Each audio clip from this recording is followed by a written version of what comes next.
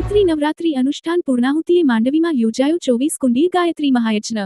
અખિલ વિશ્વ ગાયત્રી પરિવાર શાંતિકુંજ હરિદ્વારના તત્વાવધાનમાં ગાયત્રી પરિવાર ટ્રસ્ટ માંડવી કચ્છ દ્વારા ગાયત્રી પ્રજ્ઞાપીઠ માંડવી કચ્છ ખાતે રામનવમીના રોજ ચૈત્રી નવરાત્રી અનુષ્ઠાન પૂર્ણાહુતિ નિમિત્તે 24 કુંડીય ગાયત્રી યજ્ઞનું આયોજન કરવામાં આવ્યું હતું, જેમાં બહોળી સંખ્યામાં સાધકોએ ભાગ લીધો હતો તથા મેનેજિંગ ટ્રસ્ટી શ્રી પ્રતાપરાય પડિયાર અને assistant managing trustee Shri Harshvardhan અંતાણીના વડપણ હેઠળ ટ્રસ્ટી મંડળ અને કાર્યકર્તાઓએ આયોજનને સફળ બનાવ્યું હતું।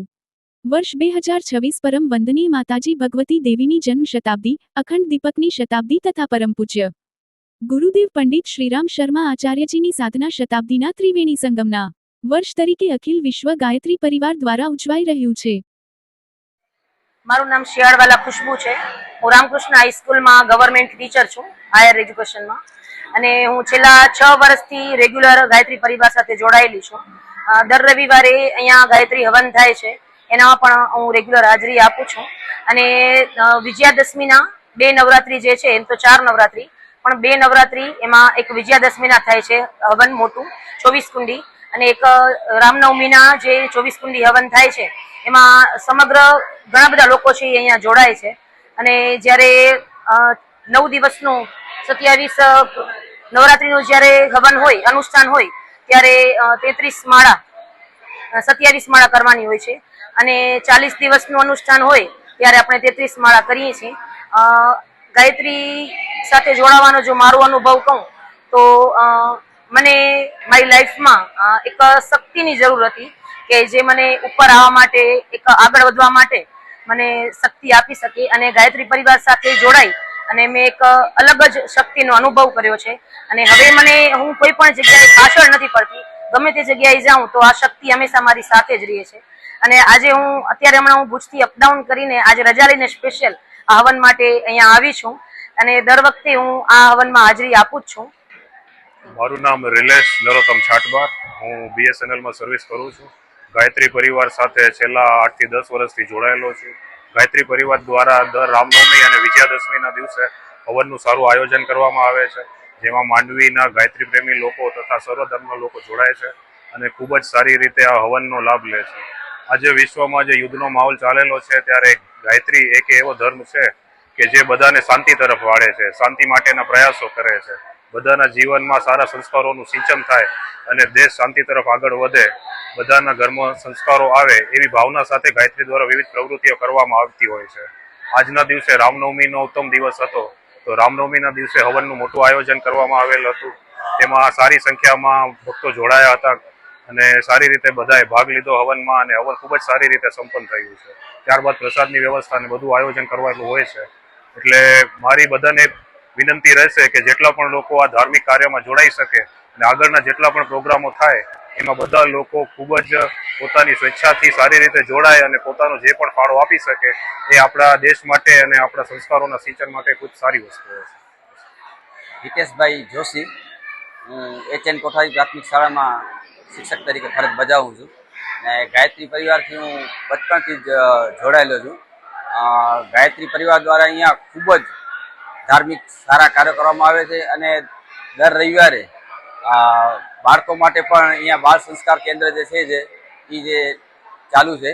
બાળકોમાં પણ બચપણથી જે છે એ ધાર્મિકતાના સંસ્કાર પડે અને બાળકોમાં પણ ખૂબ જ સારી રીતના ગાયત્રી દેવી પ્રત્યેની જે ભાવના જાગે, અને જુદા જુદા અહીંયા બીજા પણ હોમ હવનના કાર્યો કરવામાં આવે છે, અને એનાથી દરેકમાં જે છે એ ધાર્મિકતાની ભાવના જે છે એ જાગે।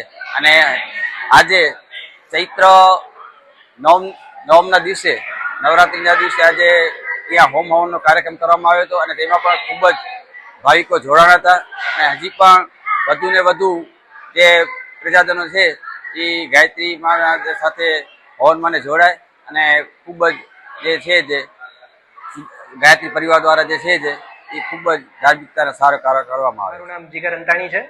હું છેલ્લા 20 વર્ષથી ગાયત્રી પરિવાર માંડવી સાથે કાર્યકર્તા તરીકે જોડાયેલ છું। ગાયત્રી પરિવારની વાત કરીએ તો ધર્મથી એક ડગલું આગળ વધીને અધ્યાત્મના સમુદ્રમાં ડૂબકી લગાવી હોય તો સૌ કોઈએ ગાયત્રી પરિવારની પ્રવૃત્તિમાં પોતાનો ભાગ આપવો જોઈએ। મારું માનવું છે ત્યાં સુધી ગાયત્રી પરિવાર એ ફક્ત ધર્મની પ્રેક્ષા નથી કરતું, પરંતુ ધર્મની સાથે સાથે વિજ્ઞાનને કઈ રીતે જોડી શકાય, યુવાઓને કઈ રીતે જાગૃત કરી શકાય, મહિલાઓ કે જે સમાજમાં હજુ પણ ખૂબ જ પછાતપણાનો સામનો કરી રહી છે, સમાજની ઉપેક્ષાઓનો સામનો કરી રહી છે, એ તમામ મહિલાઓને કઈ રીતે આપણે એક નવી સ્ટ્રીમલાઇનમાં લાવી શકીએ એ માટેની પ્રવૃત્તિઓ ગાયત્રી પરિવાર દ્વારા કરવામાં આવે છે. ગાયત્રી પરિવાર ન માત્ર એક પરિવાર છે કે સંગઠન છે, પરંતુ ગાયત્રી પરિવાર એક કોન્સેપ્ટ છે. કોન્સેપ્ટ છે ધર્મને વિજ્ઞાન સાથે જોડવાનો, કોન્સેપ્ટ છે યુવાઓને જાગૃત કરવાનો, કોન્સેપ્ટ છે પર્યાવરણીય પ્રવૃત્તિઓને આગળ વધારવાનો કે જેથી કરીને આપણી આસપાસ ગ્લોબલ વોર્મિંગ જેવા પ્રોબ્લેમ્સ જે આગળ વધી રહ્યા છે એને આપણે કઈ રીતે નિયંત્રણમાં લાવી શકીએ. તો ગાયત્રી પરિવારમાં ન માત્ર તમે ફક્ત એક ભક્ત તરીકે જોડાઓ, પરંતુ એક સમાજ છેલ્લા કેટલાય વર્ષોથી દર વર્ષે ચૈત્રી નવરાત્રી પૂર્ણાહુતિ અને આસો નવરાત્રી પૂર્ણાહુતિ નિમિત્તે રામનવમી અને વિજયાદશમીના રોજ ગાયત્રી પરિવાર ગાયત્રી પ્રજ્ઞાપીઠ માંડવી ખાતે 24 કુંડીય ગાયત્રી મહાયજ્ઞનું આયોજન થાય છે, જેમાં બહોળી સંખ્યામાં ગાયત્રી પરિવારના લોકો ભાગ લે છે. અનુષ્ઠાન કર્યા બાદ એમને અપાર શાંતિ અને શક્તિનો અનુભવ થાય છે. આ ઉપરાંત આપણે સૌ એક બાબત નોટ કરવી જોઈએ કે ગાયત્રી પરિવારમાં આચાર્ય તરીકે ન માત્ર પુરુષો પરંતુ મહિલાઓ પણ આગળ પડતી ભાગ ભજવી રહી છે, જે ગાયત્રી પરિવારનું એક માઇલસ્ટોન કહેવાય.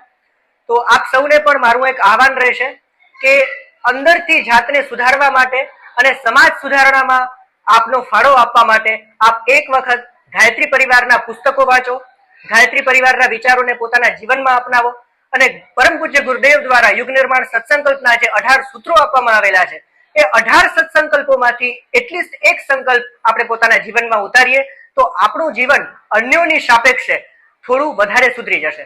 જય ગુરુદેવ, જય માતાજી, નારી શક્તિ જિંદાબાદ.